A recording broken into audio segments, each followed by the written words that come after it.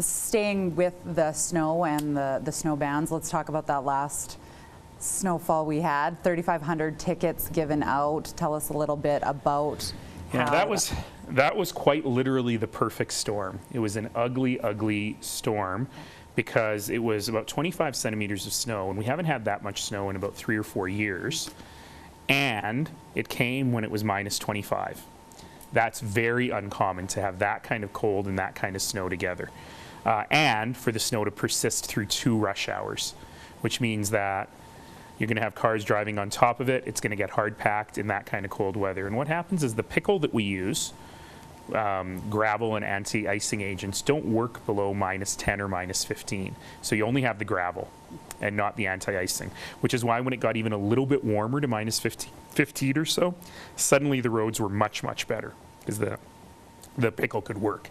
So it was a tough couple days. The guys who, and it's mostly guys who work on the roads crews, did a great job working 24/7.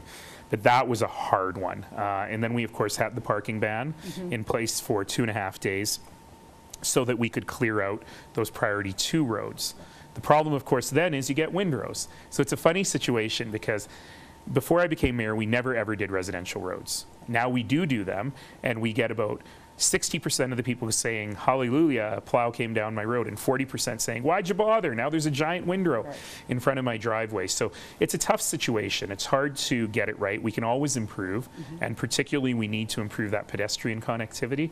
But I also think the crews did a really good job, supplemented by private contractors who we call in when it's bad like that. And I know there was the conversations about additional funding and whether throwing money at it is going to help. Is that still on the table? Throwing money at, so we increased the budget of snow removal by about 1/3 when I became mayor, and we created a reserve fund, which we never had before, so that in years of low snowfall, we could save money, and in years of big snowfall, we could withdraw from the fund. So that all works pretty well.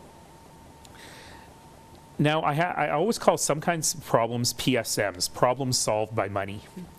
And in the long term, if you throw more money at it, you can take that 7-day snow removal plan and make it a 5-day or a 4-day snow removal plan if you really want to do that.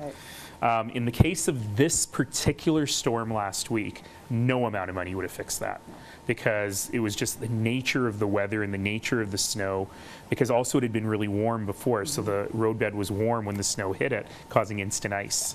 And so in this particular one, I don't think any amount of money would have helped. Okay.